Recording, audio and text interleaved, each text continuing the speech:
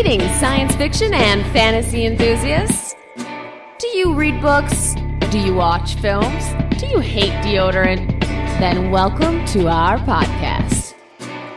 With Ryan Sean O'Reilly, David Wilkinson, and Richard Mell.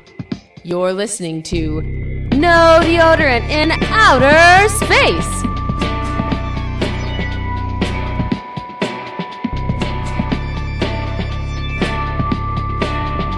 Now, let's get started.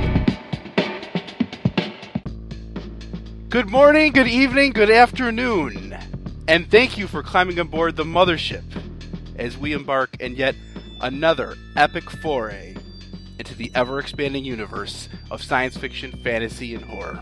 Traveling with us in this episode is First Mate Bombardier David Wilkinson. I was not told this was a foray. I am rethinking my choice. Boom! Oh! Right next to him is Chief Officer, Ship's Engineer, Richard Mell. Ahoy, mateys. I, of course, am your courageous captain, or should I say cowardly captain, Ryan Sean O'Reilly, and I'll be steering this little adventure as we set sail for our second season of No Deodorant in Outer Space. I don't know if anyone has any champagne to bash against the ship. Well, Wilk already pretty did that. I feel like you're really riding the ship metaphor into the ground here. I'm loving it. Iceberg. And that's my right as captain. Especially in the wake of 20,000 Leagues Under the Sea. There you go. Yeah, that's true. There you go. So, we've got our list for next year. We don't have to get into it. If anyone is curious, we've got all our books picked out for season 2, and they can go to our website, nodeodorant.com, and take a look. This episode, we're going to focus and start off with the novel Horns by the author Joe Hill, and the subsequent movie Horns, directed by Alexandre Aja, and starring Daniel Radcliffe of Harry Potter fame. So, why don't we just go around the horn, as we do. Oh, that's saucy. And let's just give our opening comments about the book and movie. Wilk, let's go to you. Well, first of all, to our new fans, I'm married, so sorry, ladies. Not available. Ooh, no, you didn't. Yeah. I know, it's our new season where, there's kind of a sexy vibe happening here. I'm feeling it, you're feeling it, we're all feeling it. People that are listening at home are feeling it, but hands off. Not for you, girls. It must be the lack of deodorant and just the scent of your musk that's attracting everyone. Funny story about No Deodorant. I saw an interview with Tony Danza, probably on Dave Letterman, like 20 years ago, and he said irrelevant. That he did not wear deodorant. No, he said he never wore deodorant. And Dave Letterman, he's from Indiana, so he knows what it's like to be from the Midwest and smell bad, as do I. And he's looking at Tony Danza like, you're out of your mind. And I think Tony Danza is out of his mind. And now whenever I watch Who's the Boss or any Tony Danza vehicle, I just can't help but think that he stinks to high heaven. And he's the reason that we're doing this podcast today, Tony Danza. What was your question, Ryan? I guess I was asking you who we're going to dedicate this podcast episode to. So since you just answered that, why don't you go ahead and just give us your opening comments about the book and movie? It was a bromance gone bad. And tragically, there was a woman involved. Juicy. Rick, let's go to you. Yeah, it was just a kind of a story about creeps and perverts and just things gone awry. And it's too bad that the girl got it in the end, or the beginning in this case. And I'll say this was a finely crafted work of fiction, or this was a finely crafted fiction of magical realism that twisted away from common storytelling pitfalls. So I thought it was a very smooth read. Very smooth. Yeah.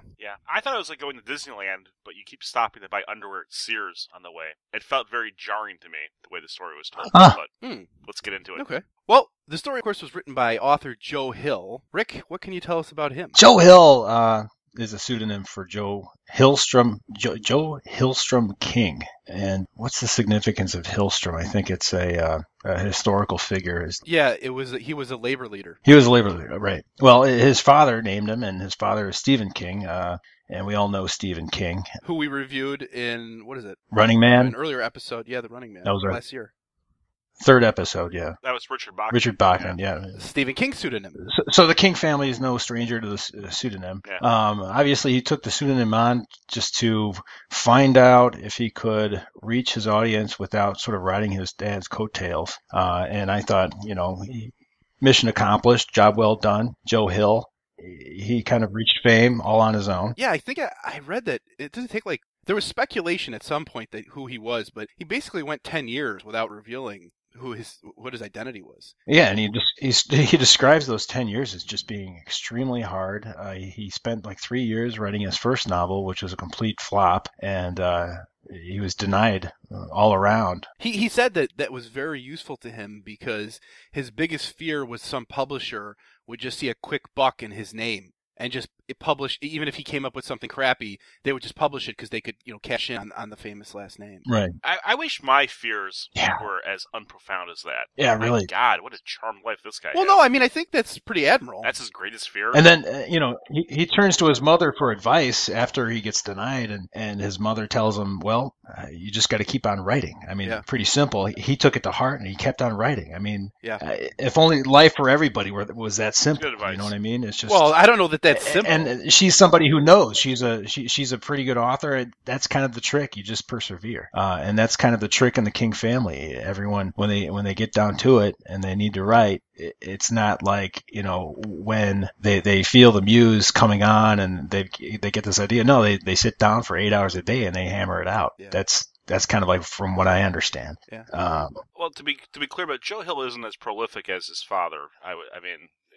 He's. Oh no. No, he hammers it out, but he's done a lot of work in comic books, I think, or is he? Yeah. Lock and Key. Yeah. Sorry to interrupt. Yeah, but he's not the Lock and Key comic book series. Okay, never heard of it, but good stuff. Good stuff. And he wrote a sequel to Horns, right? Nosferatu. Is that the sequel? No, it's or not. Is it the prequel? It's not a sequel. It's not related. I think Nosferatu is about a vampire-like creature. Yeah, just one of my friends from high school mentioned that Nosferatu is in some way related to Horns.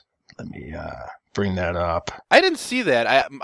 What I know about Nosferatu is it's about a guy that drives a car around with that license plate, and the car runs on people's souls, and he gets people to go in his car, and then he uses up their soul, and then he delivers them to Christmas Land or something like that when he's done with them. So Joe Hill, he's got a brand of horror that you wouldn't necessarily think as conventional horror because he doesn't embellish the gore. He almost makes it a horror from the perspective of emotions and.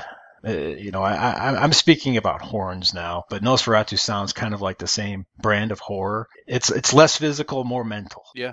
And it's kind of like the new way, I suppose. I am not up with contemporary horror, but just by watching this interview with Joe Hill, he's explaining it like, that is the trend now. You can't recycle, Friday the 13th forever. People just get callous and it doesn't sell anymore. There's diminishing returns on all of that. Yeah, I think he said that he and Wilk, you've brought this up before in other episodes, that he's not a fan of what he calls violence porn, where it's just violence for violence sake, and he said in that example, torture porn. Yeah, like torture porn, but he called it violence porn. But just where you have these just kind of meaningless characters that are just set up almost like bowling pins for the killer to knock down, and basically the most interesting character is the killer, and all the other characters you don't care about. Joe Hill said in one of those interviews that he wants to root for the good guy. He likes interesting characters that have quirks, and then he wants to stick them in a box and watch them punch their way out and root for them in the process.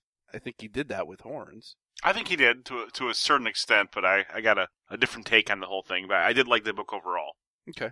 What is your take? Just curious. I kind of looked at the two characters, protagonist and antagonist, as just different sides of the same coin. Kind of a ego and id, or more or less. But they had so many similarities and motivations and goals, and really, just I put this in my review, but one character in the book turns the heat up as his mother wastes away, dying of a slow disease. The other one pushes his grandma down a hill in a wheelchair. Which one's the good guy? Which one's the bad guy? Neither one is really that great. But it pushes his grandmother down the hill. Is there anything more to say about Joe Hill? And then we can. Of course, there is. Yeah. And then we can Sorry. Go on. Right. Well, okay. Joe Hill. I think he's written 3 books so far, and he's author of a comic book. It's a comic book series, I think, right? So obviously he's not as prolific as his father, but then again, Who is? I believe he's 42 years old. He's got a lot of time left. I mean, he's got, a good 25 years of writing in his life. Yeah. If he's got the same work ethic as his father, I don't know. I guess he strikes me as being very liberal and, democratic voting just from reading his book Horns.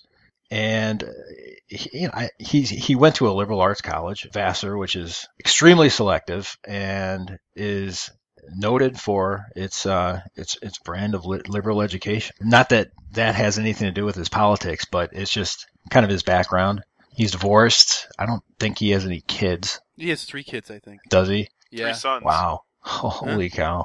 So he's got a full. I can plate. feel for him. I guess he won't be writing as much as his dad. Well, for the listeners, Rick also has 3 boys. Yeah. No, I like Joe Hill. I don't want to like taint what you're saying. I like Joe Hill the person. I like the book overall, but I think it had some profound flaws that I could talk about. But I'll probably read another Joe Hill book the next year.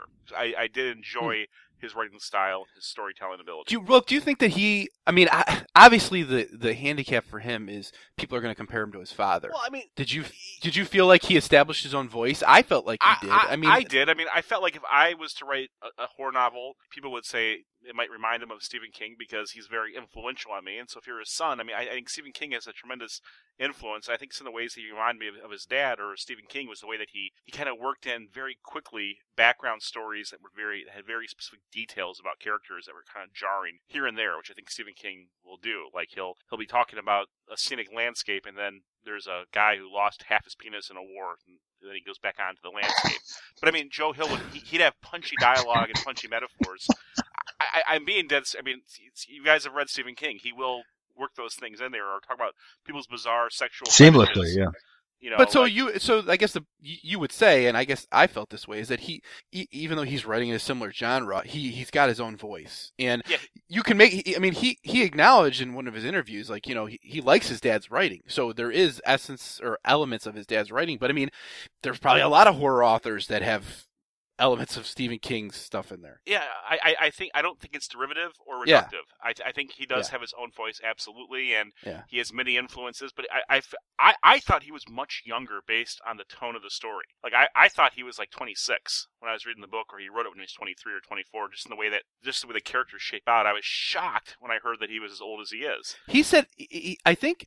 He, like Rick said, he wrote for a while before he got actually successfully published. And this story was based on, the origin of the story is he had written, I think an epic fantasy, or at least a fantasy book, where some person could read people's thoughts. And I guess that book probably didn't work out. And he sort of took that same idea and elements from his earlier drafts of this book that didn't work out, and then reincorporated it into the Horns. And then he felt like he got it right in Horns. So in that sense, maybe this is something that's been brewing in him for a while. I'm going to guess it was an idea he's had for a long time that found its voice in this novel. But yeah, it seemed like just the way the characters. I keep focusing on the flaws, but yeah, the good things about it were it was a very interesting premise, and sorry, go on. Do you have anything more to say about Joe Hill, the author, or are we ready to move on to the book? I do. Okay. Being Stephen King's son, I believe that Joe Hill has got an entire support apparatus behind him. Mm-hmm. There's a lot of people who want to see him be a success.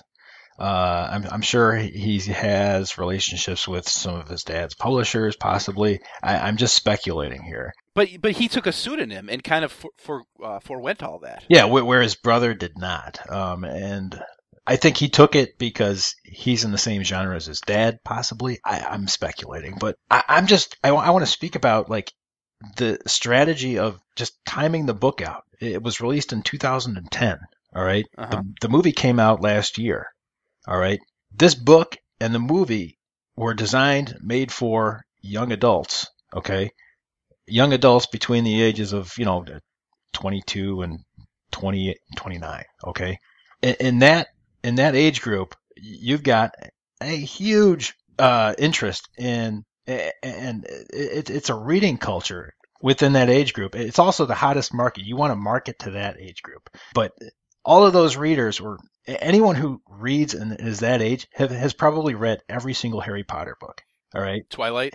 Yeah, and that too, and Horns is kind of like in the same damn genre. It has so many similarities. Just Supernatural, but I mean, it's not like... From my outsider perspective, it just seems like it was triangulated.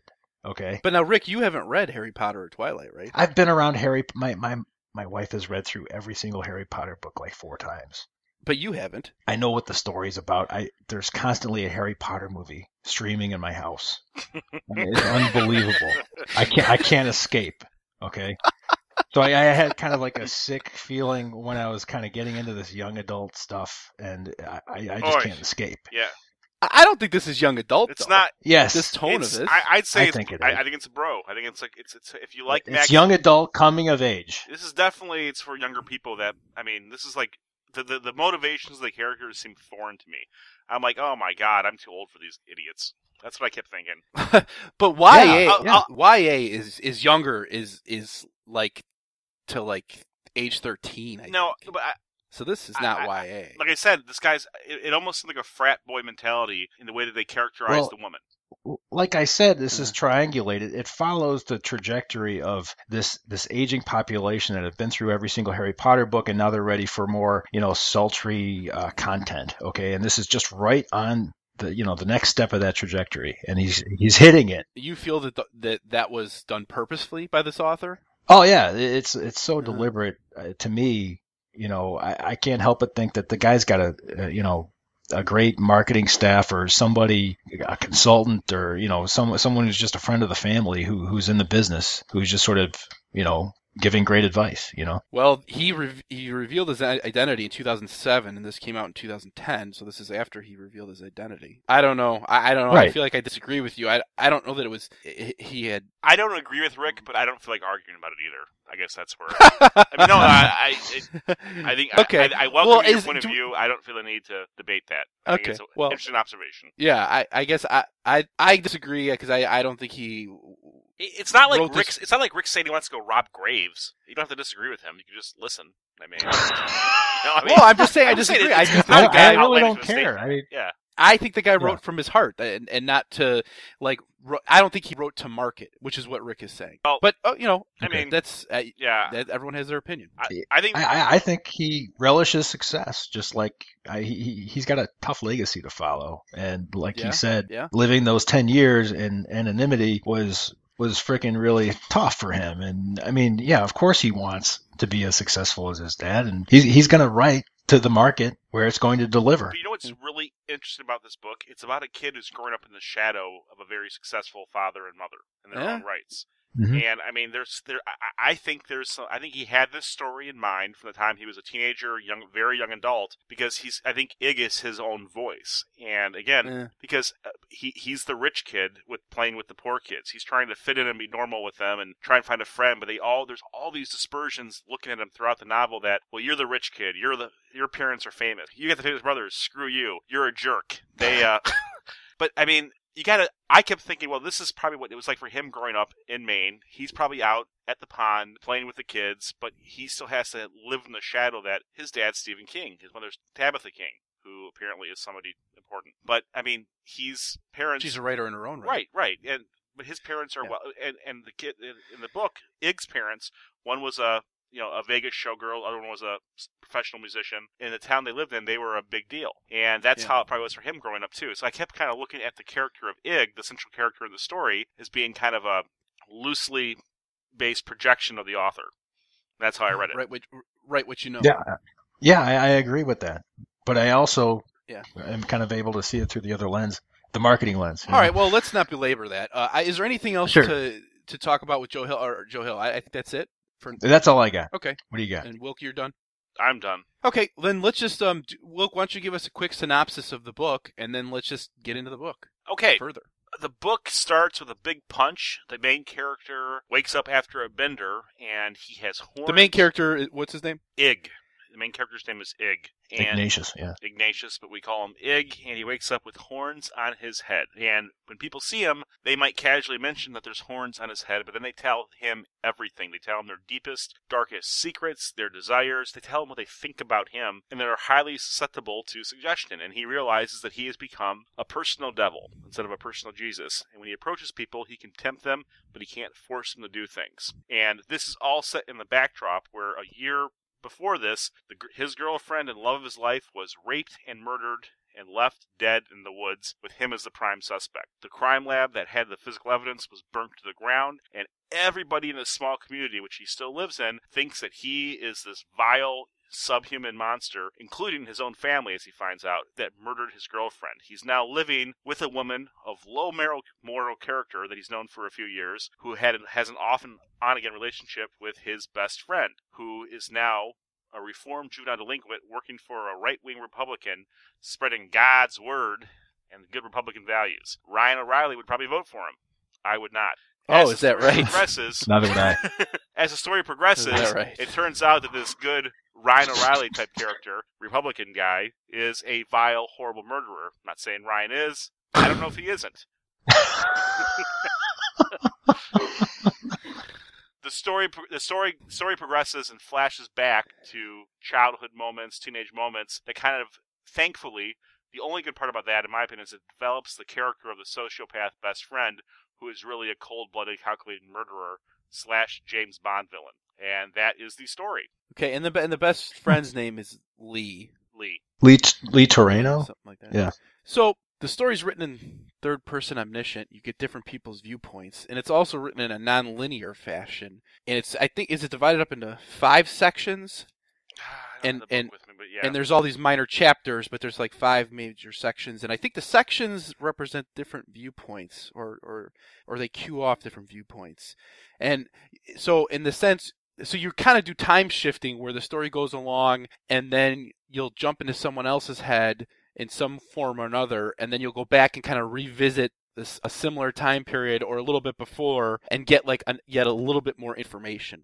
So that's kind of fun. It's kind of a crime story in that sense. How did you guys enjoy that part of it? Rick, what'd you think?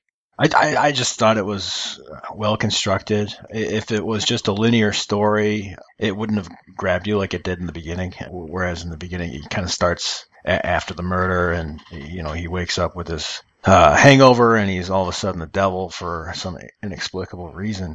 And then he starts to come to these crazy interactions with, his priest, his doctor, his own parents. He's finding out all these things that he just never ever wanted to know, and it grabs you, and then it kind of you invest in the story after that, and the intensity just kind of flows, even though it kind of settles down when it goes into the history, but it already has your attention, and you're asking, why did this happen? And I still don't know why he turned into the devil, but I have a theory, and that the theory is probably quickly debunked. Let's because save that. Because that's a good question. Go ahead. I mean, I felt the structure of the story, like you just went over, I think it helps it move really fast. Or it moves along at a nice pace, and it's got good, well-timed reveals, and it's just it's a quick, smooth read, I thought. But now, Will, how did you feel? Did you feel differently about that? I felt exactly like Rick in the beginning. I was like loving the book. I wanted to go outside and smoke a cigarette and blast the Ramones and be like, Stephen King has passed his seat on. I love this kid. I love this kid. Damn it. I love this kid. Yeah. I love this kid.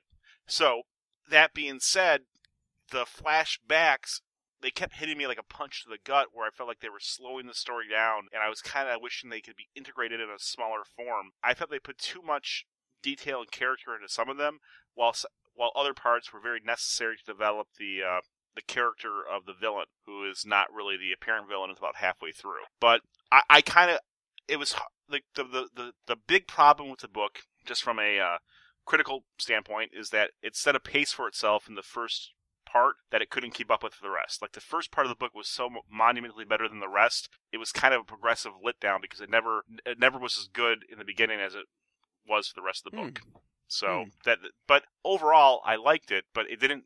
Yeah, the first act, or the first fifth, was very different than the other 4/5 of the book. Okay. And it kind of threw me off a little All right, bit. so I guess Wilk doesn't feel that way. It kept you hanging on, though. I mean, yeah, the intensity accelerated. It's kind of like a logarithmic diagram where you have massive acceleration at the beginning, and then you've got steady velocity throughout the rest, and just a bit of increase.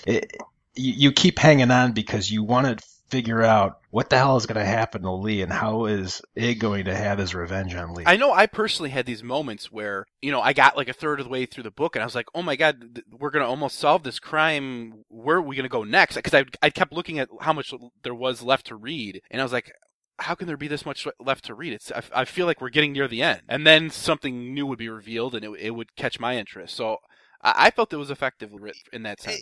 It was. I mean, I guess on a 5-star scale, I hate to be the douchebag that gives a star ranking. The big problems have the well, book. Let's save your star rating for the end. We're going to give star ratings at the end. Okay, 4 bags of popcorn for now. Go on.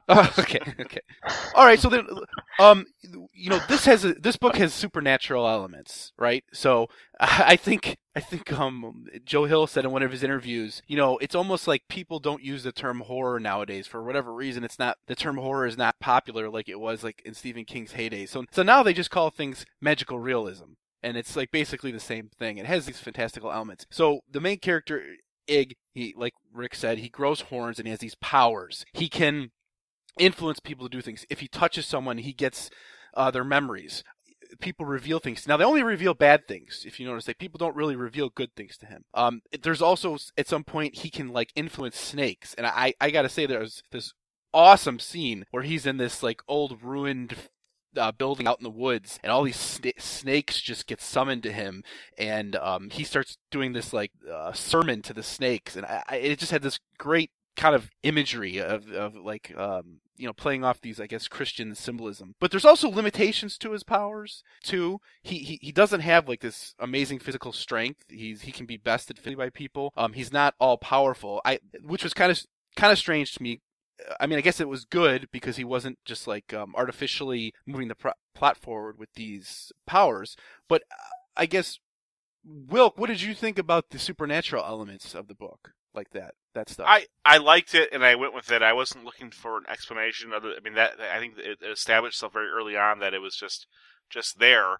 I liked the supernatural powers. I mean, we're doing full spoilers here, but there was a part of the book where like you were saying, I'm like, well, this is over. He's dead. I mean, he's doused in gasoline and set on fire and pushed into a lake in a car. I'm like, this is going to be a tough. This is pretty much it. And then it turns out fire rejuvenates him. He comes back. So that was great. But then the problem was later. It's like this guy who's pretty much unkillable is getting his ass kicked by these hillbillies and his half-blind friend. That was kind of, you're right. He's coming back from the dead, yet people are beating him up. So that was a strange. Well, and here's my big problem with the book. The antagonist, Lee, goes from being kind of a dopey juvenile delinquent to a shady best friend who's got a crush to becoming both a mob boss who controls local law enforcement somehow. He's got policemen murdering people. I mean, this guy's basically an intern at a congressman's office with one eye. I don't see sheriff deputies going to kill. Well, I disagree. But then he's a Bond villain too, where he puts the guy in a car. He's like, "I'm going to set you on fire and walk away, and you're going to die." Well, it turns out I thought that there was always something sinister about Lee. Right when Ig first meets him, in the second very part, detached. He's detached. He's never heard the Beatles before. The Beatles. He told Ig after listening to the Beatles album that Ig gave him, he's like, I felt like killing myself. Oh my God, you're Really? right. That was a great because you know what. Hill likes music. He likes music a lot. In both the movie and the book, music plays so a does big Stephen part. King. I know. Stephen King is in a great band. Stephen King got me into bands just from reading his books. I'd go, oh, who are the Ramones? And then I'd go buy a Ramones CD. I'm like, oh, they're awesome. I didn't say and awesome. in the same scene, he's sitting in Ig's room, and Ig kind of shows him his porn stash, which is just a stack of Victoria's Secrets. And Lee's like, that's nothing. I've got Cherry and I've got Hustler. You guys, you got to check this out. And that's not exactly something you would kind of. Ig's a creepy sociopath. I'm just saying it's kind of weird that he goes from being a creepy sociopath. Ig? Lee. You mean Lee? He goes from being a creepy sociopath to having policemen murder people for him. Which that to me, I'm like I get it. You're a creep.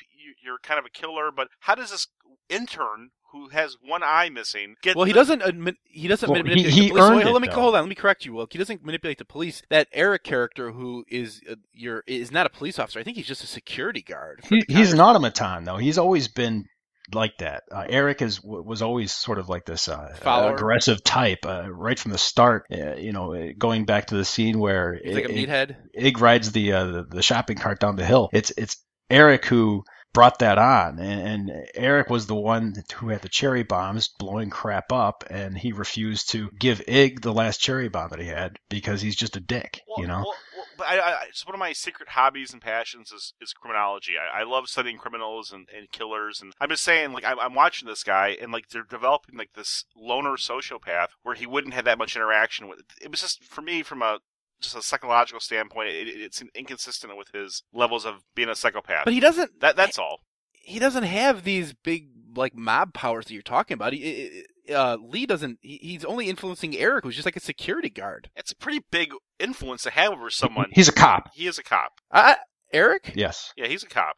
So is he just off duty? He's working security at the building. He's a cop. It's where the congressman. works. He's not a security guard, but yeah, he's moonlighting. Yeah, he works in a public building. Yeah, he's absolutely a police officer. No, I'm just saying that struck me as... But he's he's like a low level guy. He's a police officer that is taking orders from the guy with one eye who's a weirdo. And again, I just thought Lee is really efficient sometimes with his killing, and then the whole like, I'm going to tell you every part of my evil plan and my motivations and my schemes and leave you to die. It seemed very James Bond. I just felt there was a lot of archetypes that were put onto him as a bad, that weren't consistent. He's a bad guy, and I kind of like edited out the other things there too, but it really bothered me at the end, kind of the semi-climax where all of a sudden after Ig comes back from the dead, Lee comes back, bests him again with his henchman. I'm like, where are you getting a henchman?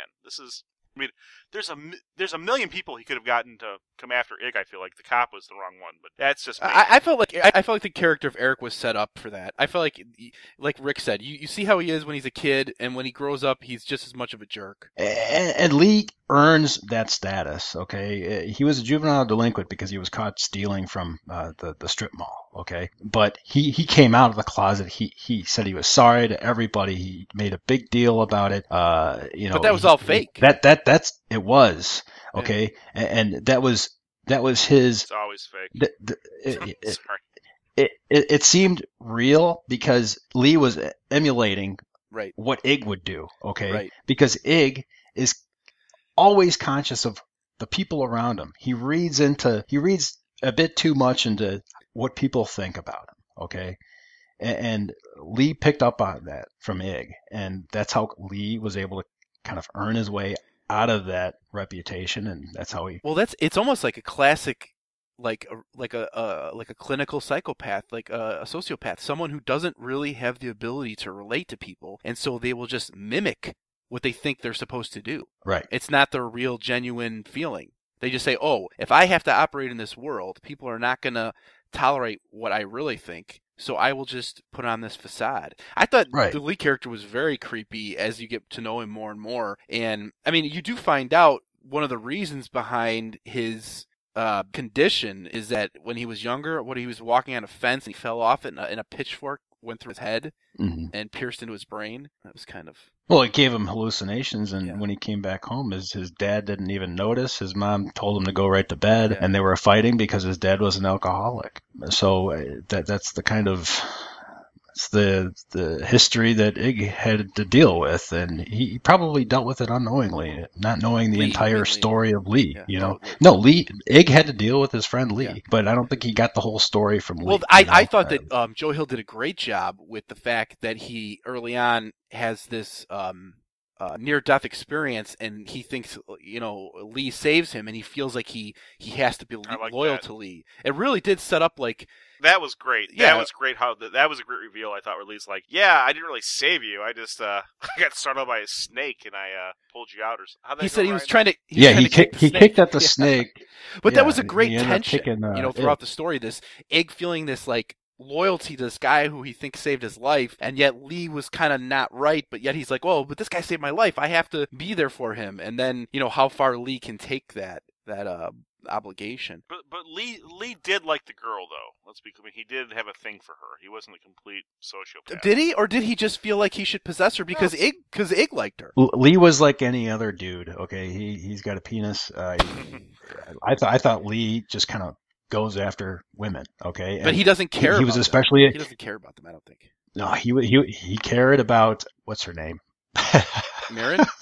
he cared about Marin. Yes, because he was absolutely sure that she was a virgin. She was cherished. But that's what he liked about her. He didn't care about her as a person. It was like a status thing. He's a complete... Oh, yeah. I'm not saying that okay. He wanted to be her friend. He was just infatuated with it. He was obsessed. Yeah. All right, well, we've kind of talked enough about him. What did you guys think about the cross? Miriam has this cross, and it ends up having this magical power that can it can negate Ig's devil powers, for lack of a better description. So it's almost like Ig's kryptonite, but yet he can use it to his advantage because it can help silence his powers and have him interact with people in a normal way. So, Wilk, you're saying right off the bat you didn't like that. What didn't you? Maybe I didn't hate that. It was very MacGuffin-esque. I mean, I just thought it was kind of a cheesy thing, but I guess it's a novel about a guy who grows horns for no reason. So I guess I can't argue that maybe there's some kind of thing that can squelch the horns.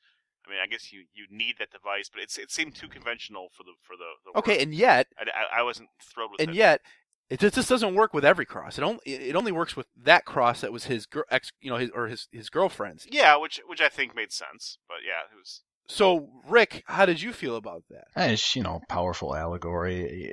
The cross.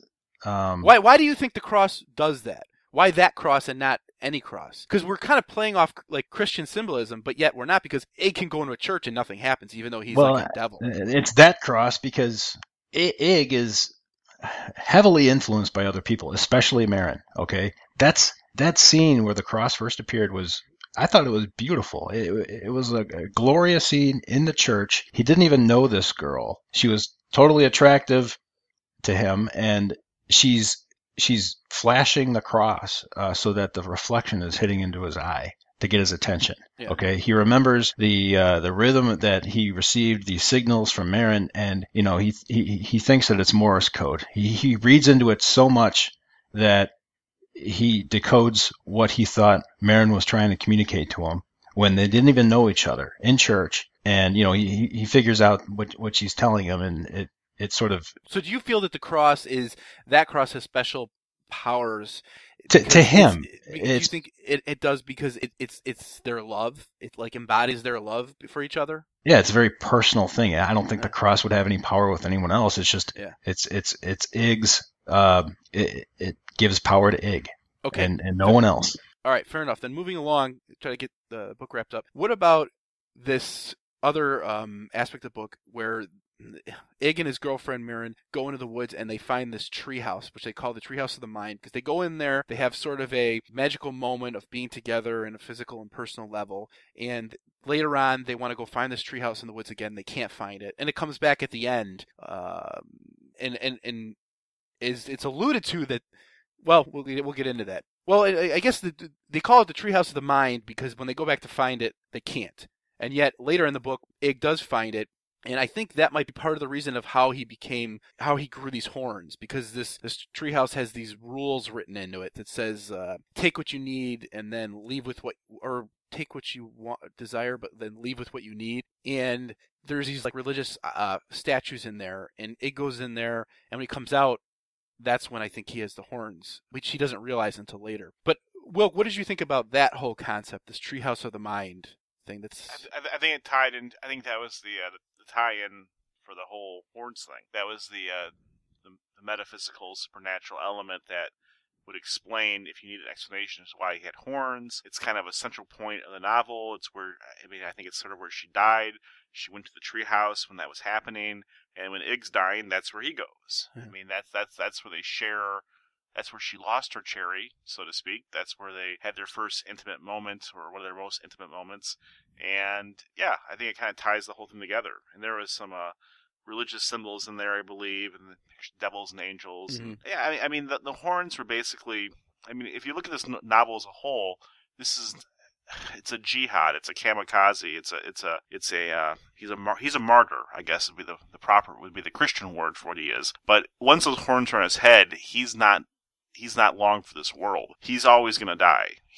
And it's kind of sweet because he's never, he's going to end up with Marin, who was going to kill herself because she also wasn't long for this world. Mm-hmm. In the end, they both kind of get what they want indirectly.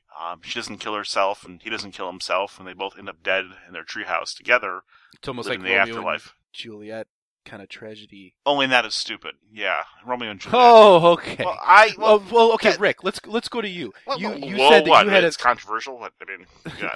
You said you had a theory on what the origin of the horns are. What were you going to get at? Well, obviously, Ig didn't do anything. He didn't break a commandment in the entire book. He was an upstanding citizen. Well, why does he deserve these horns? I think his sin, quote unquote, is just being too wrapped up into other people and worrying too much about what other people think about him and what other people think in general. He's always out to impress, and that's his fault. It's something that can drag you down, and he was dragged down into the mud with everyone's perception when they kind of confessed to him, and it's his fault. It's a very subtle fault, but it'll make you feel like you're living in hell when you're way too wrapped up in other people's business all the time. So do you think then he finally is able to move on to a better place when it becomes more looking out for himself as an individual, when he gets these horns and he starts just worrying about himself and not what other people think? Is that your point? Yeah. The horns give... Just say yes. Sure. Just say yes. Sure. Go ahead. Well, I'm just trying to wrap it up a little bit. Yeah, talking about being like an empathetic person, when he does have these horns, he has no choice anymore. He has to kind of go deep into the dark, subconscious of all these people, and it's almost like sort of it takes over him, and it's the horns, and it's the way he was before. It's interesting that it's kind of like a circular thing, and it's underscored with when he hallucinates that he sees the treehouse when he's the devil toward the end of the book. And he tries to pound on that hatch and tries to get into the treehouse. He hears himself and Marin inside that treehouse, and he realizes that he's basically looking back at that relationship. It's got that circular kind of feel to it. The horns and his personality is kind of... The horns is almost like him, like evolving and finally moving on, like almost like a reincarnation thing, and then moving on to the next level. He never moved on, though. He was always trapped in that relationship with Marin, and that's how he ended up. That's how he ended up too. He was with Marin in the end. All right, let's leave that there. My last thing I wanted to ask Wilk: why does Ig pull the brakes on his grandma's wheelchair and let her go crashing into a fence and hurt herself? Now, and don't say it's because she revealed that she didn't really like her, because a lot of people are doing that. Arguably, that's the one thing Ig does that's sort of, well, not sort of, it's just awful. Because his very own parents are saying nasty things to him. Why does he take out on his grandma? They didn't really set up that his grandma was particularly bad to him, did they? It kind of threw me for a loop. It didn't really fit in with the story. I'm like, that's kind of a bad move there, buddy. I mean, because everyone is saying horrible things. He pushed the old lady down the hill. They're just like, yikes. Yeah, that's the one bad act he committed. And he doesn't have to answer for it, ever. The person it was like a sitcom ending, like, grandma's okay. Like, oh, good. Yeah, grandma. You're not evil. You didn't kill your grandma. You just hospitalized her and severely injured her. But don't worry, your horns roofied her, so she has no memory of it. Yeah, I mean, of all the people that he should have messed up, his brother was the biggest asshat in the whole novel, who, like, basically, I know you're innocent, but I've got a TV show, so hopefully you get acquitted, buddy. That guy, Okay, so I guess we all kind of felt that was a little bit strange. All right, I think that's it for the book. Why don't we move on to the movie here? To start us off, Wilk, why don't you give us a quick bio on the director, Alexandre Aja. Hopefully I'm pronouncing that correct. Well, okay. Much like Joe Hill, he is the son of people that have done famous things before him, but unlike Joe Hill... His father was a director, I think, right? Yeah, and his mother's a critic. And so he's kind of born into the French cinema. Not to get too off track, but French cinema is a very interesting beast in its own, where French films are heavily loved and promoted throughout France. People, they're heavily subsidized by the country there, so to be a artist in France, a director, you have to have a lot of connections and backing, because it's not necessarily merit that makes you rise to the top, but they will fund films. And the people in France are very patriotic to go out and watch the film, so he's big in France. His big movie that was a crossover was translated to High Tension? Yeah, I was going to say High Tension, but Haute Tension, whatever the French pronunciation is. Surprisingly enough, I hated this film. I did not like anything about this film. I did not like it when I first saw it. I've seen it 3 times. High Tension you're talking about High Tension? High Tension is what got him international acclaim. And you saw it and you didn't like it? I think it's a crap movie. I think he's a crap director. Oh. And again, other people love the movie. It's fairly controversial. It kind of toes the line of torture porn or excessive violence. I don't find it campy. I find it too brutal and too pointless. It wasn't quite as bad as a movie like Wolf Creek, but it wasn't as fun to me as a movie like Hostel. But he is part of what's called the Splat Pack, a bunch of directors in their 20s and 30s. Most of them I like. I love horror movies. I just don't... Who else is in that? It's Eli Roth. It's a big one in there. Rob Zombie. Rob Zombie, yeah. Rob Zombie. Yeah. Rob Zombie is a little bit older than the rest. And Rob Zombie, he's made... I have 2 of his 4 or 5 movies, so... I'm not going to be the hater tonight, but the movie that he's done that I like the most is probably the remake of Piranha, which is more in my genre of horror. But and plus the High Tension movie, it's like a cheap gimmick or gag. Did you see the controversy on it? Which one? The High Tension movie? The Dean Koontz stuff, or? Yeah. Well, yeah. It was actually loosely based on a Dean Koontz novel that I haven't read called Intensity. Yeah. Dean Koontz said he wouldn't sue because he thought the film was terrible. Have you guys seen the movie? It is very famous. It's No. It's over the top violence, but it's not done in it's done in a very brutal, jarring way. And the twist is that in the end, are we gonna spoil this movie that we're not reviewing? Well, fine. What's whatever. The movie called again? High Tension. You can watch it. Okay. Let's not spoil I won't spoil it because we're not even reviewing it. Everybody loves it because there's a big twist. The twist is just a cheap gag. It doesn't really, whatever. All right, fair enough. He also did a couple remakes, including The Hills Have Eyes, which is a Wes Craven movie. Yeah. I think I saw that. I think I liked it. I did like that one too. I like both. I like the remake and the original. Mirrors, which looks really good. I have not seen that. Is that the one with Elijah Wood? I don't know. I haven't seen it. Or is that Maniac? Maniac. Well, he produced Maniac with Elijah, which is a remake of another French film. P2. Which, if you guys haven't seen, is surprisingly good, which is also very violent and gory, but it's got a very small cast, so it actually creates high tension. High tension is just like a whole family gets massacred and they just kill people, and it's terrible. I read that is this guy? He's kind of more big on makeup and stuff, and less on CGI. Well, he does not like CGI. No. Okay. And even in the movie, they did use some CGI, but they went out of their way to use makeup for some of the gore effects and things like that. Yeah. And but yeah, he's not a bad filmmaker. The film that made him really famous, I thought was horrible. But I've liked some of his films since then. So you like some of that? Yeah. I am in one of the interviews that I saw about with him. He talked about growing up and just being a huge film fan and just going to the local video store and just getting all the VHS tapes one after another and just going through all of them and then moving on to the next store and seeing what they had that that the previous store didn't have. So it sounds like he's real passionate and dedicated to filming. It does not sound like he's passionate. It sounds like he sat in his ass and watched movies. But then he became a director. Oh my God, that's the point.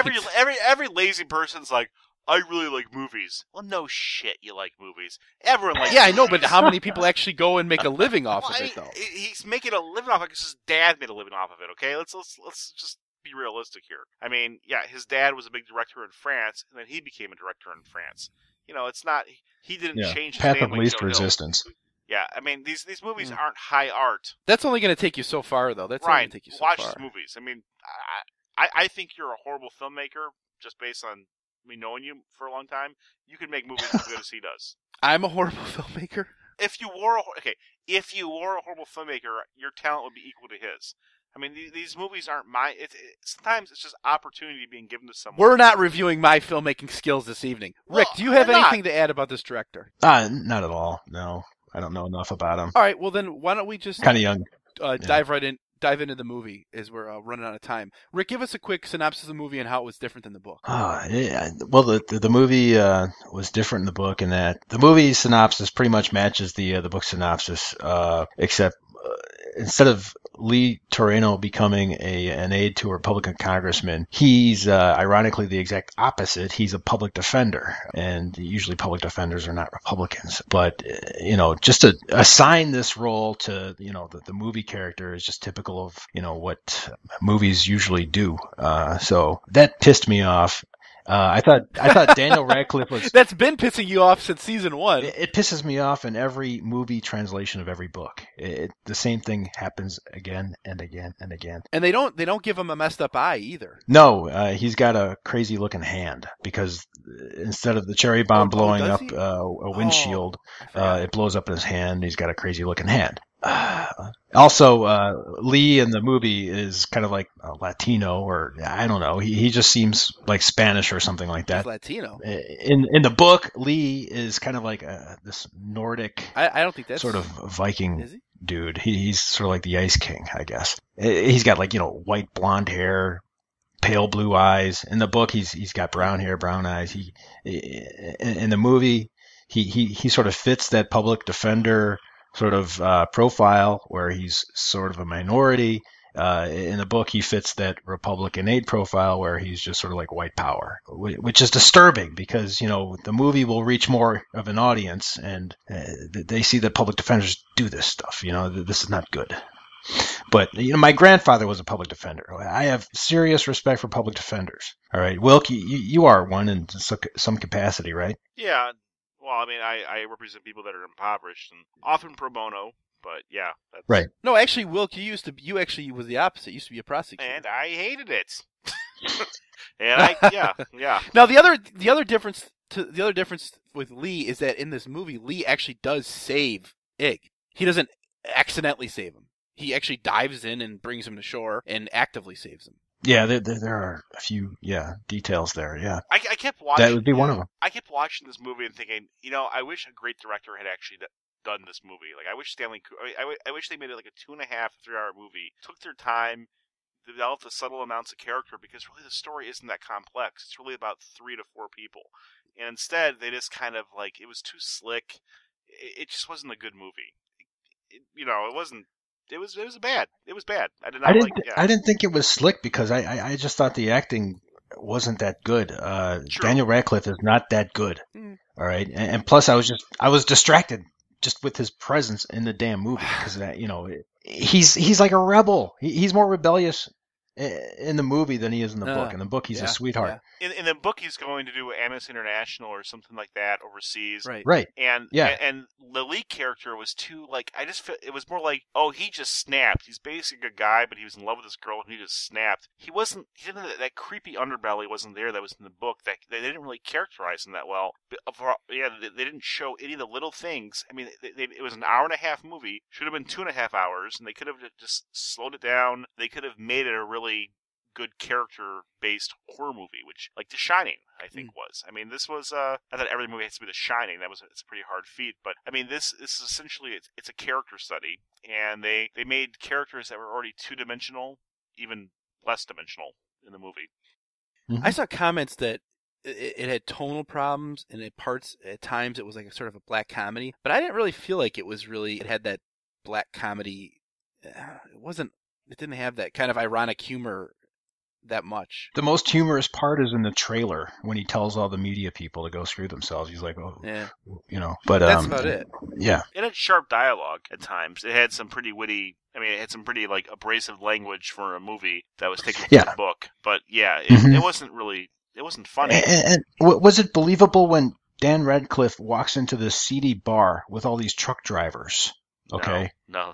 No, not at all. Like he's been there before too. Or what the hell's up with his brother? His brother is now a junkie in this movie, and he's like, "Take all these drugs. for your own Yeah, good. what about that scene? Yeah. I What didn't about that get scene? it. Explain it Yeah. to me. It did not. I'm like, 'cause I guess I felt like, in the movie, well, and in the book, the brother knows who the real murderer is and doesn't reveal it, which it potentially puts Ig through a lot of pain. And I guess in the movie, Ig feels like he's got I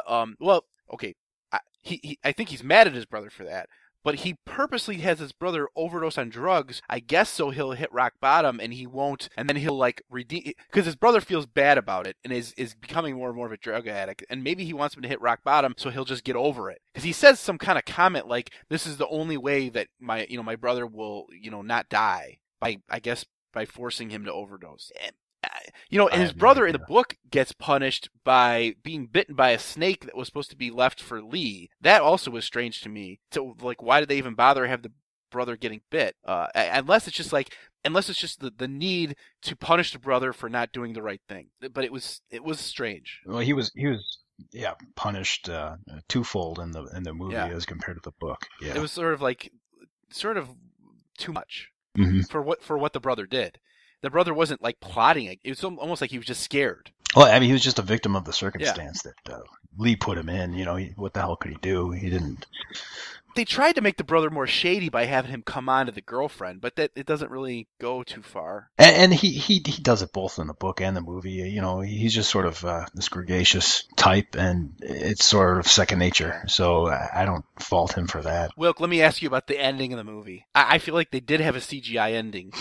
you think? In the end, Ig Parrish does become a superhuman demon to defeat the bad guy. I read an article where the director was very pissed off that the studio did that they insisted on that. And oh, really? Yeah, and then they also gave him angel wings, which maybe did that happen in the book? I don't remember that in the book at all. No, I don't think so. That whole thing was a little bit just silly. I mean, like Joe Hill spent so much time crafting like a crime horror thriller with a fairly tightly written ending.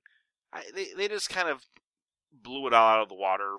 I haven't had an experience in this podcast yet where I was, I don't know, so disappointed in a book to a movie. Even like movies like Blade Runner where there's like nothing in common.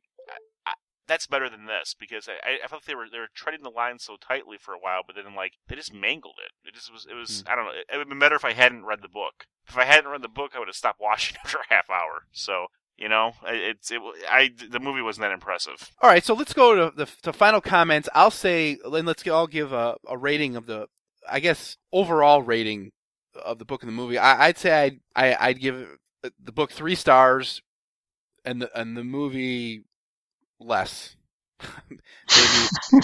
maybe 2 stars. I liked the book. There was something about it that I felt. I mean, as we're talking about it now, I feel like there is more depth than I initially felt. But it's just like a well-written book. But it just, when I put it down, I wasn't like, like when I read Children of Men. Like, I wasn't like, oh man, and it didn't like make me think about like kind of like bigger themes. So that's why I say well-written book, recommended. I think Joe Hill's got his own voice. He's definitely worth checking out. But that's where I come in on that. What about Rick? Let's go to you. Yeah, how many stars for the book? 4 stars for the book. I thought it had a bit more substance than you probably. I thought it was pretty much on par with Children of Men as far as thought-provoking content. The movie, obviously, we all believe the movie fell pretty flat. I give the movie 2 stars. It could have been a better effort. All right, Wilk, how many stars? Where do you come in on this? The book or the movie? Start with the book. 3 out of 5. The reason I give it 3 out of 5 is I didn't like the way that Marion was written. I just thought she was one-dimensional, kind of the ideal fantasized woman that we're all supposed to love because we're supposed to love her. Wasn't really feeling it. Felt like it was written by a frat boy, at least towards the woman. And then I felt like the villain he vacillated between different shades of villains for different genres. He wasn't that consistent. But overall, the 3 stars that I would give it are very strong. It's a well-written book, a well-crafted story, just not a masterpiece. All right. On that note, let's ask everyone to tune in next month when we review the book The Last Apprentice, Revenge of the Witch, written by Joseph Delaney, which is the first book in his Last Apprentice series, and then the film Seventh Son, which is directed by Sergei Bodrov and starred Jeff Bridges, among others. That pretty much wraps everything up. We'll ask everyone to, like us on Facebook.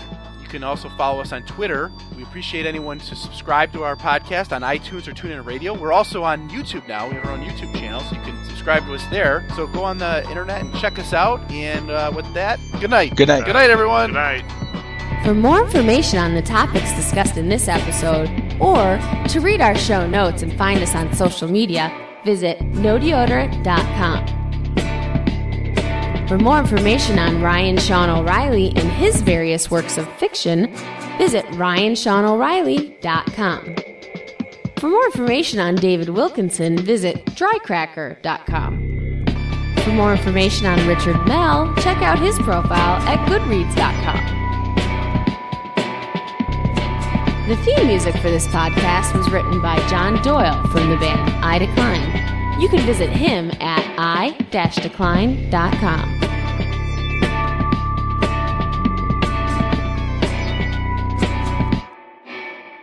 Voiceover for this podcast was provided by me, Margaret O'Reilly.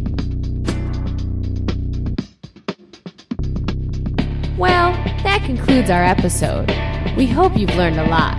Again, thanks for listening to our show. And always, always remember, there is no deodorant in outer space.